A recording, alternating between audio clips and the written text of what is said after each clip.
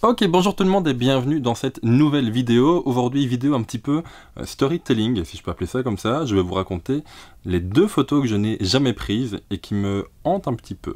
On connaît tous des moments comme ça où, si on avait su, on aurait pris notre appareil photo avec, car on est tous passés à côté d'occasions qui auraient mérité d'être pris en photo. Alors pour une fois, je fais ça en début de vidéo, je vais faire ça de temps en temps maintenant. Si jamais la vidéo vous plaît, et si jamais les vidéos que vous voyez sur cette chaîne vous plaisent, n'hésitez pas à laisser un pouce bleu et surtout à vous abonner. Vous êtes au final assez nombreux à ne pas être abonnés et pourtant à regarder les vidéos. Ça va pas changer grand chose pour vous de vous abonner et pourtant pour moi ça va vraiment me donner un énorme coup de pouce pour la chaîne et pour le développement de la chaîne. Donc n'hésitez pas à laisser un pouce bleu, à vous abonner et pourquoi pas à commenter. Alors installez-vous confortablement et partons ensemble pour deux petites histoires. La première histoire se passe à Bruxelles aux alentours de 2016-2017.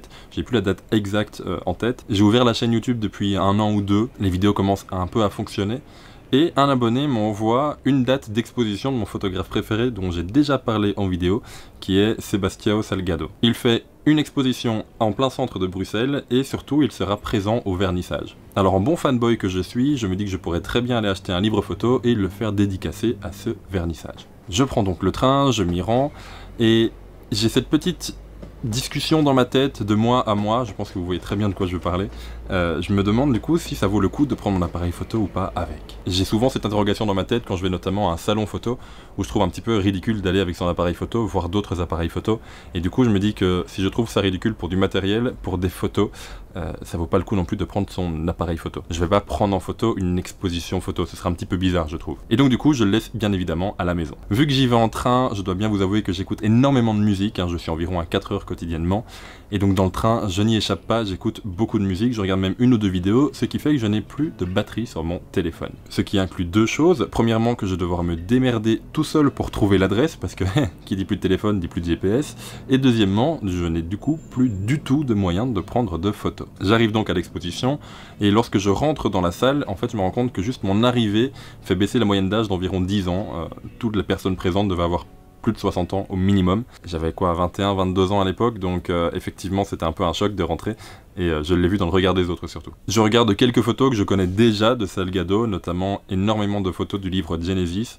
qui est un de mes livres préférés de par cette série photo que j'aime particulièrement, et du fait que Genesis est également un de mes groupes de musique préférés, et j'ai bien aimé la corrélation entre les deux, soit. Il y a cette photo que tout le monde connaît de Salgado, cette espèce de rivière cachée entre deux montagnes, qui est prise d'assez haut finalement, et qui est en énorme tirage dans cette expo. Je pense, de mémoire en tout cas, que le tirage, s'il n'est pas plus grand que moi, il est au moins aussi grand que moi, soit près de 2 mètres de haut. Sincèrement, je suis resté quelques minutes à regarder cette expo, à regarder ce tirage, et je dois bien avouer que depuis, regarder des expos photos et assister à des expositions photos, ça me manque un peu. Et bien évidemment, vu que c'est le jour du vernissage, je vois un attroupement énorme au fond de la salle, et je dois bien vous avouer que même si je suis pas totalement asocial, je suis pas fan des attroupements, je devine que Salgado est au milieu, noyé parmi une foule de gens venus, tout comme moi, pour le voir, pour discuter avec, et surtout, pourquoi pas, avoir un autographe. Bon, au niveau de l'autographe, je déchante assez rapidement, en fait, tous les autographes sont déjà faits, donc j'achète un peu comme tout le monde ce jour-là mon livre Genesis en grand format, avec un autographe qui est imprimé dedans, il est même pas fait à la main. Je suis donc un petit peu déçu, mais bon, c'est pas grave. Au moins, je l'ai. Et petit à petit, où la soirée se passe, je me rends compte qu'en fait, je vois Salgado de loin, impossible de le louper avec ses énormes sourcils, et je me résigne un petit peu à le voir en me disant, tant pis, je l'aurais vu de loin, je vais quand même pas faire la file pour échanger 2 mots avec lui, et j'avais vraiment l'impression en fait d'être dans un zoo où il était l'attraction. Il manquait plus que les barreaux autour de lui, mais la foule y était déjà. Et c'est pas une ambiance que j'aime tout particulièrement. Donc avant de reprendre la route, je profite que ce soit un vernissage d'une expo photo pour prendre une coupe de champagne, toujours sympathique. Et je me tape au fond de la terrasse, il y avait donc une salle avec une belle cour derrière, donc je suis tout au fond. Il faisait assez chaud ce jour-là, donc je me suis mis à l'ombre d'un arbre. Et là, je commence à regarder un peu les autres personnes, je veux dire, il n'y a pas grand chose à faire, hein. J'ai pas de téléphone, j'ai pas d'appareil photo, je suis un peu tout seul avec ma coupe de champagne, je discute avec un ami avec qui j'étais ce jour-là. Et puis le temps passe au final, et je me rends pas vraiment compte que dans mon dos s'approche une personne. Et cette personne, vous aurez deviné pourquoi j'ai ragé de pas avoir pris mon appareil photo ce jour-là, c'est bien Sebastião Salgado, qui prend un jus d'orange de mémoire, enfin, ou une coupe de champagne, on s'en fout un peu, et qui vient du coup s'attabler avec nous, à table, juste pour échanger 2-3 mots. Il me regarde avec de grands yeux, parce qu'effectivement, on faisait un peu tâche ce jour-là, je vous répète qu'on avait 21-22 ans, et la moyenne d'âge était bien plus élevée, c'était presque le triple. Pas plus. Et donc en quelques mots, il nous demande un petit peu ce qu'on fait là, comment est-ce qu'on le connaît, si on aime bien ses photos, si on est photographe également. Et je dois bien avouer que j'ai pas réussi à aligner plus de 2-3 mots, tellement j'étais subjugué de voir ce photographe que j'admire tant, juste en face de moi. Et en même temps, dans ma tête, j'avais une réflexion du type, putain, si j'avais mon appareil là... Je crois que tout le monde peut ressentir ça à ce moment-là. C'est que je faisais déjà pas mal de portraits à ce moment-là. J'avais, pour info, un Nikon D750 avec un 51.8. Et j'imaginais très très bien la photo dans ma tête. Salgado était à l'ombre avec un magnifique arbre derrière lui. La lumière était super belle. Il est vraiment, en plus, graphiquement beau, je veux dire. Dans le sens où, effectivement, il a un visage qui est creusé par le temps. Comme je vous l'ai dit, il a des sourcils qui sont juste explosés, mais d'un blanc pur. Ça aurait super bien donné en photo, notamment en noir et blanc, et je sais qu'il l'aime bien en plus. Et ce jour-là, je me suis dit, cette photo, je l'ai dans la tête, mais je ne pourrai sans doute plus jamais la refaire. Bon, après, c'est pas grave, hein. Mais je vous avoue que sur le retour, j'avais un petit goût amer en bouche, quoi. La deuxième histoire que j'aimerais vous raconter s'est passée beaucoup plus récemment, il y a quelques mois, de mémoire au mois de novembre 2020. J'ai déménagé il y a un peu plus d'un an pour changer de ville carrément, je suis arrivé dans la région de Charleroi en Belgique, région qui est connue pour son passé fort industriel. Et qui dit passé fort industriel dit qu'au niveau urbex, c'est l'éclate. Si vous me suivez sur Instagram, je pense que vous l'aurez remarqué, depuis un peu plus de 6 mois maintenant, je ne publie quasiment plus que de l'urbex parce que j'en fais presque toutes les semaines. Et pour autant, je ne fais quasiment jamais 2 fois le même endroit, il y a des endroits que je dois faire même en plusieurs fois tellement c'est énorme. Au niveau urbex, c'est vraiment l'éclate. Et pourtant, ceux qui sont dans la région le savent, il y avait une espèce d'icône dans Charleroi, pas forcément une icône de l'urbex, mais une icône d'un bâtiment, si on peut appeler ça comme ça, abandonné. Ce bâtiment n'en est pas vraiment un, en réalité c'est un avion qui était posé le long d'une route, le long du ring de Charleroi. Alors en Belgique on dit ring, je sais que dans certaines villes françaises on appelle ça une rocade, bref c'est la route qui fait le tour de la ville. Un vrai avion qui a servi de restaurant, qui a servi ensuite de bar, et qui au final, au fil du temps, a été abandonné. C'est en 1999 que l'Airbus A310 fait son apparition dans le paysage Carolo. Appartenant à une compagnie nigérienne et en stand-by sur le tarmac de Zaventem, il est racheté pour devenir une brasserie-restaurant.